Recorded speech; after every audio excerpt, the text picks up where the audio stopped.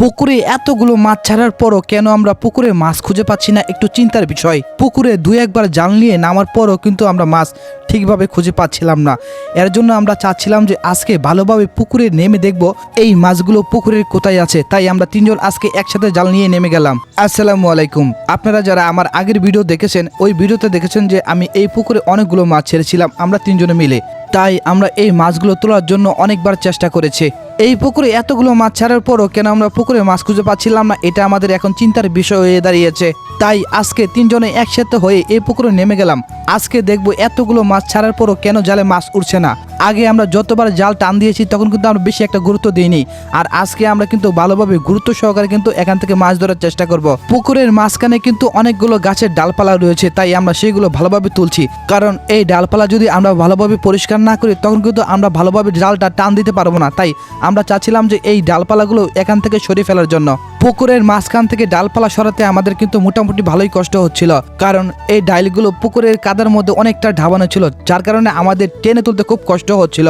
যাই হোক, কি আর করার, পানির ভিতর থেকে সমস্ত গাছের ডালগুলোকে আস্তে আস্তে তোলা হচ্ছে।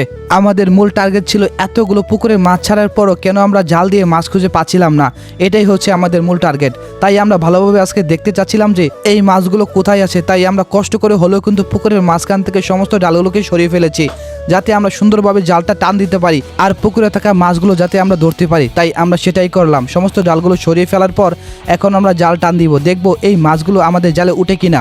আমি ছাড়া বাকি দুজন কিন্তু জালের দুই পাশে ধরে আস্তে আস্তে টানতে শুরু করেছে, আর আমার কাজ হলো পুকুরের বাকি সাইডগুলো পানি আওড়ানো, যাতে সেখানে থাকা মাছগুলো দৌড়ে এসে জালের ভিতরে আটকা পড়ে। বাকি দুজন যখন আস্তে আস্তে জাল নিয়ে কিনারে আসে তখন আমি বনের ভিতরে গিয়ে পানি আওড়াতে শুরু করি, যাতে সেখানে থাকা মাছগুলো জালের ভিতরে গিয়ে আটকা পড়ে।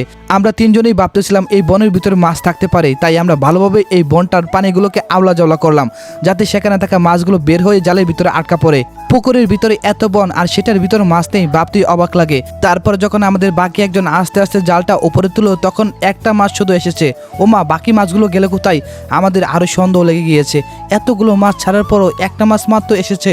আমরা ভাবছিলাম হয়তো বা পুকুরের মধ্যে পানি বেশি থাকার কারণে আমাদের জালের মধ্যে মাছ ঠিকভাবে আসছে না। পুকুরের পানি যখন অনেক কম ছিল তখন কিন্তু আমরা অনেক মাছ দেখতে পেয়েছি। এখন পুকুরের পানি যেহেতু অনেকটা বেড়ে গিয়েছে তাই আমরা ঠিকভাবে মাছগুলো দেখতে পাচ্ছিলাম না। যাই হোক, এখন আমরা আবারও চেষ্টা করব জাল দিয়ে, দেখবো মাছ আর উঠে কিনা। যাই হোক, এখন আমরা আগের বারের মতো জালটাকে ফেললাম এবং সামনের বলগুলো এবং পানিগুলোকে উল্টানোর চেষ্টা করলাম। এখানে যদি মাছ থাকে তাহলে ওই মাছগুলো জালের ভিতর গিয়ে আটকাবে। একটা বিষয় আমরা উপলব্ধি করলাম, আমাদের হাতে বা আমাদের পায়ের মধ্যে কোনো মাছই লাগে না, কিন্তু এতগুলো মাছ পুকুরে ছাড়ার পরও কেন আমরা মাছ খুঁজে পাচ্ছি না, একটু সন্দেহ সবার মনেই জাগে। যেহেতু অনেকক্ষণ ধরে পুকুরে নেমে মাছ ধরার চেষ্টা করছি, কোনো মাছ ধরতে পারছি না, তাই ভাবছিলাম যে আজকে আর মাছ ধরবো না, অন্য একদিন সময় করে সবাই মিলে কাপড় জাল নিয়ে আমরা পুকুরে নামবো। আজকের মতো ব্লগটা এখানেই শেষ, দেখা হবে অন্য একটা ব্লগে। আসসালামু আলাইকুম।